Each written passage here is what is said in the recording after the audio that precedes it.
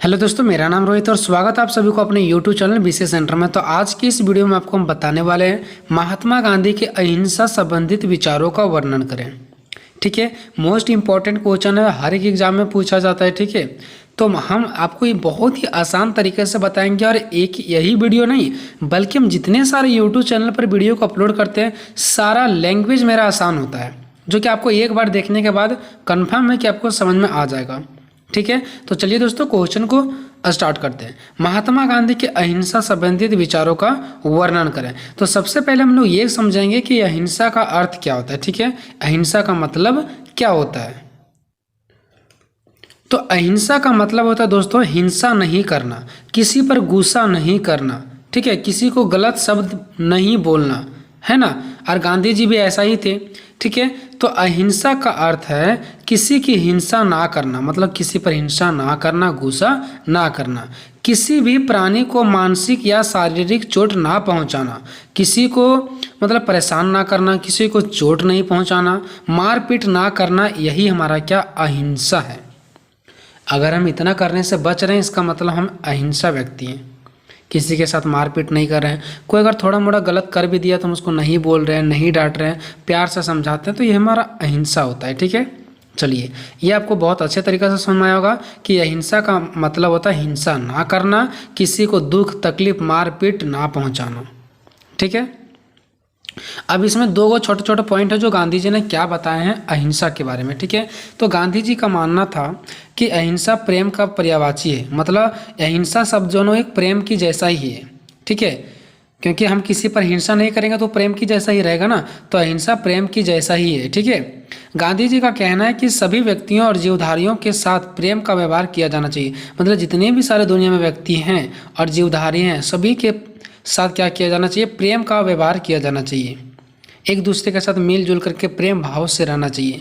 महात्मा गांधी का विश्वास था कि प्रेम में वह शक्ति है जिसकी मदद से असंभव को भी संभव किया जा सकता है। महात्मा गांधी को ये चीज़ें विश्वास था कि कोई भी ऐसा चीज़ जो असंभव है उसको हम लोग प्रेम से क्या कर सकते हैं, संभव कर सकते हैं। इम्पॉसिबल को हम लोग पॉसिबल कर सकते हैं, लेकिन हाँ किस रास्ता को अपना करके, प्रेम के रास्ता को अपना करके, अहिंसा के रास्ता को अपना करके हम लोग असंभव को संभव बना सकते हैं। तो ये गांधी जी का पहला पॉइंट था। ठीक है, अब देखते हैं दूसरा पॉइंट कि गांधी जी ने दूसरा पॉइंट क्या बताया।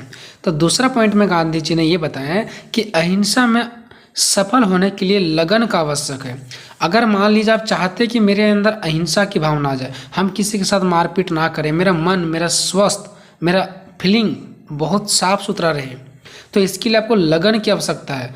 यदि लगन नहीं होगी ना तो व्यक्ति में अहिंसा के लिए उत्कंठा और उतावलापन नहीं होगा। मतलब अगर आपके अंदर लगन ही नहीं है कोई चीज़ करने का, तो आपके अंदर जो उत्कंठा होती है ना और उतावलापन होता है ना, जो वो नहीं होगा आपके अंदर, मतलब आप उस चीज़ों को समझ नहीं पाएंगे।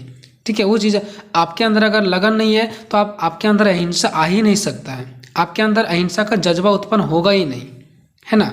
इसलिए हमेशा व्यक्ति को साहस, लगन और धैर्य के साथ अहिंसा के सिद्धांतों का पालन करना चाहिए, है ना। इसलिए व्यक्तियों को क्या किया जाना चाहिए, साहस के साथ, लगन के साथ और धैर्य के साथ अहिंसा का पालन करना चाहिए। ठीक है, ये दो पॉइंट हो गया गांधी जी के द्वारा जो दिए गए थे। ठीक है, अब हम लोग देखते हैं अहिंसा के तत्व कौन कौन से हैं, मतलब अहिंसा के कितने प्रकार हो सकते हैं। यानी कि इस प्रकार से समझिए दोस्तों कि जो अहिंसा है, हम किस किस माध्यम से अहिंसा प्राप्त कर सकते हैं और हमारे अंदर अहिंसा आ सकता है। तो देखिए गांधी जी ने अहिंसा के विभिन्न तत्वों को समझाया जो इस प्रकार है। देखिए सत्य, अगर हम सत्य बोलेंगे तब भी आप अहिंसा व्यक्ति कहलाओगे। अगर हृदय की पवित्रता, अगर आप हृदय से पवित्र हैं तब भी आपके अंदर अहिंसा है। अगर आपके अंदर दृढ़ता है कोई चीज़ का तब भी आपके अंदर अहिंसा है।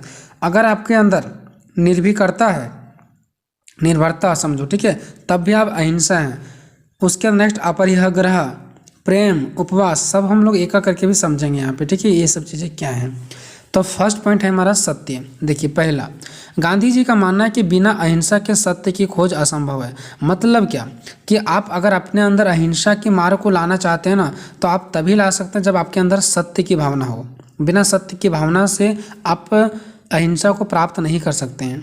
अहिंसा वह ज्योति है जिसके द्वारा मुझे सत्य का साक्षात्कार होता है। मतलब कहा गया है कि अहिंसा जो होता है ना, वह ज्योति होता है ना, दिया का वह ज्योति है जिसके द्वारा मुझे सत्य की साक्षात्कार होता है। मतलब जो व्यक्ति के अंदर साक्षात्कार होगा वही व्यक्ति के अंदर सत्य होंगे, और जो व्यक्ति सत्य को अपनाएगा उसी के अंदर क्या होंगे, वही व्यक्ति के अंदर अहिंसा की भावना होगा। ठीक है, अहिंसा आदि साधन है तो सत्य साध है। मतलब देखिए एक दूसरे के दो पहलू, जैसे एक सिक्के के दो पहलू होते हैं, हेड और टेल, हेड के बिना टेल नहीं, टेल के बिना हेड नहीं, वैसे अहिंसा अगर साधन है तो सत्य भी साध्य है।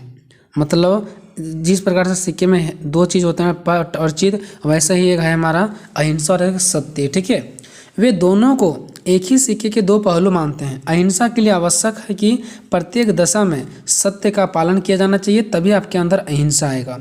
सत्य का पालन कीजिए, आपके अंदर अहिंसा अवश्य ही आएगा। उसके बाद पॉइंट नंबर दूसरा, हृदय की पवित्रता। आपके अंदर हृदय से पवित्र होना बहुत ज़रूरी है अहिंसा के लिए। तो अहिंसा का पालन करने के लिए हृदय की पवित्रता का होना अत्यंत आवश्यक है। अगर आप हृदय से पवित्र नहीं हैं तो आपके अंदर अहिंसा आ ही नहीं सकता है। अर्थात व्यक्ति में आत्मानुशासन, कि हमको खुद से में अनुशासन कैसे रहना है, नर्मता, आपको नर्म में कैसे रहना है, कोई भी चीज़ों पर गुस्सा नहीं करना है, और न्याय की भावना का पाया जाना जरूरी होता है। ठीक है, इस विशेषताओं के आधार पर व्यक्ति बड़े से बड़े अन्याय का मुकाबला भी डटकर कर सकता है। अगर आपके अंदर आत्मानुशासन है, नर्मता की भावना है, न्याय की भावना है, तो इसके आधार पर ना आप बड़े से बड़े अन्याय को भी, जो आपके ऊपर अन्याय हो रहा है, आपके ऊपर गलत हो रहा है, उसका भी मुकाबला आप डट करके कर सकते हैं। लेकिन आपके अंदर अहिंसा की भावना होगी तभी। क्या आपको समझ में आ रहा है? कमेंट बॉक्स में अपना राय जरूर बताएं कि मैं जो समझा रहा हूँ आपको समझ में आ रहा है या थोड़ा और बेटर तरीके से समझाने की ज़रूरत है। पॉइंट नंबर तीसरा है दृढ़ता। देखिए, दृढ़ता का अभिप्राय है कि व्यक्ति अपने लक्ष्य की प्राप्ति हेतु दृढ़ता से रहे, चाहे कितना भी विपरीत परिस्थिति आए, परंतु वह अपना धैर्य ना खोए। जैसे मान लो हम लोग कोई भी जॉब की एग्जाम करते हैं, कोई भी जॉब का हम लोग एग्जाम की तैयारी करते हैं, ठीक है, तो दृढ़ता होना जरूरी है। जब तक अपने लक्ष्य को प्राप्ति ना करें तब तक दृढ़ता होना जरूरी है। हाँ, बीच में विषम परिस्थिति आएगा, उल्टा दिन आएगा, लेकिन वो सब चीज़ों से अगर आप दृढ़ संकल्प ले लेते हैं और वो सब चीज़ों से लड़ते हैं ना, और अगर आप धैर्य रखते हैं कोई भी चीज़ों के लिए, तो निश्चित आपके अंदर अहिंसा की भावना आएगा और आप विकास करेंगे, आप आगे की ओर बढ़ेंगे। निर्भीकता, इसका मतलब क्या? देखो, गांधी ने लिखा कि अहिंसा कायर लोगों का तरीका नहीं है। मतलब जो अहिंसा है ना, कायर लोगों का तरीका नहीं है। मतलब आप ये मत समझिए कि अगर हम कहीं खड़े हैं और कोई व्यक्ति हमको बहुत ज़्यादा गाली गलौज कर रहा है और हम भी गाली गलौज हम नहीं कर रहे हैं तो हम कायर हैं। हम कायर नहीं हैं, बल्कि मेरे अंदर अहिंसा है, मेरे अंदर गुण है, तभी तो हम ये आपको गाली नहीं दे रहे हैं। तो इसका मतलब ये नहीं कि हम कायर हैं। तो वही गांधी जी समझा रहे हैं कि अहिंसा का मतलब ये नहीं कि कायर लोगों का तरीका नहीं है। मतलब वो ये समझाना चाहते हैं कि अहिंसा जो है ना, कायर लोगों का तरीका नहीं है। कि आप ऐसा नहीं कह सकते हैं कि अगर मेरे अंदर अहिंसा है तो हम कायर लोग हैं सो, ठीक है। या तो वीरों का तरीका है, बल्कि यह क्या है, एक वीर का तरीका। अगर हम किसी को गाली नहीं दे रहे तो मेरा वीरों का ताकत है। जो मृत्यु का सामना करने को तैयार है, वह जो हाथ में तलवार लेकर मरता है, निसंदेह वीर है। देखिए, गांधी जी समझाने का प्रयास करते हैं कि जो हाथ में तलवार लेकर के मर जाते हैं वे निसंदेह वीर हैं। वो भी वीर हैं, लेकिन निसंदेह वीर है, मतलब कम वीर हैं वो, ठीक है। क्यों? क्योंकि अगर आपको लड़ना है तो बिना तलवार का लड़िए, बातों से लड़िए, तरीके से लड़िए, ठीक है। परंतु वह जो अपने छोटी उंगलियों तक को उठाए बिना भी डरे मृत्यु का सामना करे, वह अधिक वीर है। मतलब वो ये कहना चाहते हैं कि जो हाथ में तलवार लेकर के मर जाते हैं ना, वो तो निसंदेह वीर हैं, वो कम वीर हैं, ठीक है, वो कम बलवान है। लेकिन जो एक उंगली भी उठाए बिना मरने के लिए तैयार है, हर काम करने के लिए तैयार है, बिना उंगली उठाए भी वो हर कार्य को करने की क्षमता रखता है, वो अधिक वीर व्यक्ति होते हैं।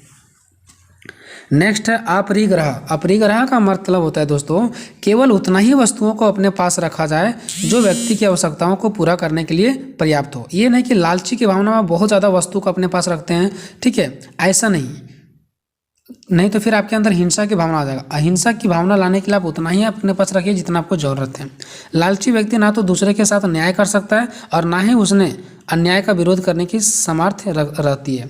सही बात है, बताया गांधी जी ने, ठीक है। अगर आप लालची की भावना रखते हैं तो आप न्याय कभी नहीं कर पाओगे, ठीक है। आप देख रहे होंगे जो व्यक्ति बड़े होते हैं, जिसके पास ज़्यादा लालची होते हैं, वो न्याय कभी आपको नहीं दिला सकते हैं, वो घूसखोरी वाला काम करते हैं और आपका समर्थन भी नहीं कर सकते, ठीक है। 6 नंबर है प्रेम। प्रेम की भावना बहुत ज़रूरी होता है अहिंसा में। तो गांधी जी के अनुसार अहिंसा का ब्रह्मास्त्र घृणा नहीं, सर्वोच्च प्रेम, और घृणा सदैव मारती है। मतलब उसने ये कहा कि अहिंसा का ब्रह्मास्त्र घृणा नहीं, सर्वोच्च प्रेम है। ठीक है, अगर आप अपने अंदर अहिंसा लाना चाहते हैं तो घृणा नहीं करना, आपको सर्वोच्च प्रेम करना है। और घृणा सदैव हमेशा क्या कर देती है, मार देती है, पर प्रेम कभी मारती नहीं है। जो कुछ भी प्रेम से प्राप्त होता है वह चिरस्थायी होता है, वो हमेशा स्थायी होता है, बहुत लंबे टाइम तक टिका रहता है। जो कुछ घृणा द्वारा प्राप्त होता है ना, वह वास्तव में एक बोझ ही बन जाता है, क्योंकि घृणा को ही बढ़ाती है ना। तो ये चीज़ आपको समझ के रखना है। 7वां पॉइंट है उपवास। देखिए, शारीरिक, मानसिक तथा आत्मिक पवित्रता के लिए उपवास अत्यधिक आवश्यक है। ठीक है, केवल मात्र अन्न को ग्रहण ना करना ही उपवास नहीं है, बल्कि सभी प्रकार के दूषित विचारों से मन को मुक्त रखना भी उपवास है। देखो, उपवास का मतलब ये नहीं कि भूखे रहना, अनाज के बिना भूखे रहना, खाए पिए के बिना भूखे रहना, वो नहीं है। उपवास का मतलब है आप, जैसे होता है कि कोई भी चीज़ आप देख रहे होंगे कि कोई व्यक्ति दूसरे का मजा लेता है, ठीक है, तो आप उस चीज़ों से बचिए, आप किसी का मजा मत लीजिए। तो उस टाइम थोड़ा सा आपको लगेगा कि थोड़ा मैं भी मजा ले लेता, संतुष्टि मिलता, लेकिन आप उस सब चीज़ों से भूखे रहिए, आप गलत कार्य करने से भूखे रहिए। ठीक है, तो वो यहाँ पे बताया जा रहा है कि उपवास का मतलब। उसके बाद देखते हैं अहिंसा के स्वरूप। अहिंसा का स्वरूप का मतलब हो गया कि आप अहिंसा को किस किस तरीक़े से प्राप्त कर सकते हैं। तो एक होता है नकारात्मक अहिंसा, यानी किसी भी प्रकार से किसी भी जीवधारी को कष्ट ना पहुंचाना नकारात्मक अहिंसा कहलाता है। ठीक है, किसी भी तरीक़ा से किसी भी जीव को कोई नुकसान नहीं पहुंचाना नकारात्मक अहिंसा कहलाता है। सकारात्मक अहिंसा का मतलब था सभी से प्रेम करना, सकारात्मक अहिंसा है। कायरों की अहिंसा का मतलब जब कोई व्यक्ति किसी के डर से अत्याचारों को बर्दाश्त करता है, मतलब हम किसी के डर से हम अत्याचार को बर्दाश्त कर रहे हैं, तो उसे कायरों की अहिंसा कहा जाता है।